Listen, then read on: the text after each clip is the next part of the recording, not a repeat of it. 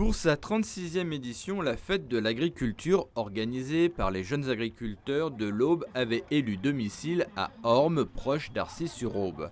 À ses débuts, ce rassemblement exposait une trentaine de tracteurs. Dimanche, plus de 500 étaient visibles et le nombre de visiteurs est passé de 1000 à plus de 5000. L'agriculture auboise ouvre donc ses portes le temps d'une journée et séduit le plus large public. Autour de tous les pôles de la fête de l'agriculture, on peut voir toutes nos filières, les filières betteraves, les filières pommes de terre, les filières céréales, tout l'approvisionnement et puis toute la transformation. On a toutes nos coopératives qui sont présentes et puis après on a tout le machinisme agricole qui va montrer son savoir-faire et ses évolutions. Pour la première fois, la filière bois était présente. Une dizaine d'entreprises et le lycée forestier de Crony ont fait la démonstration de leur savoir-faire. On veut se faire connaître pour montrer que la filière forestière est importante dans le secteur du département de l'Aube, notamment autour du peuplier qui connaît un vrai regain d'intérêt avec des nouvelles industries qui s'implantent sur le secteur. On est là pour montrer qu'il y a une filière bois dynamique sur le département de l'Aube.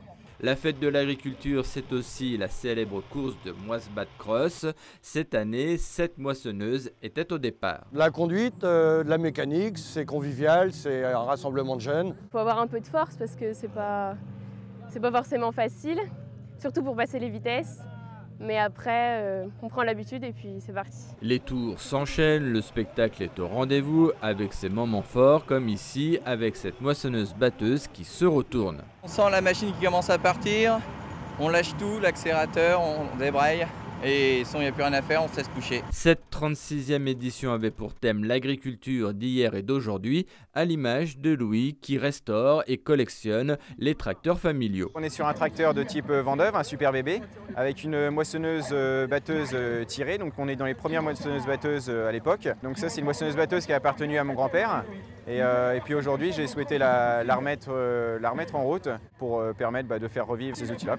Quant à Thomas, le pilote de la moissonneuse batteuse accidentée, il s'est remis de ses émotions et a même terminé 4e du classement général.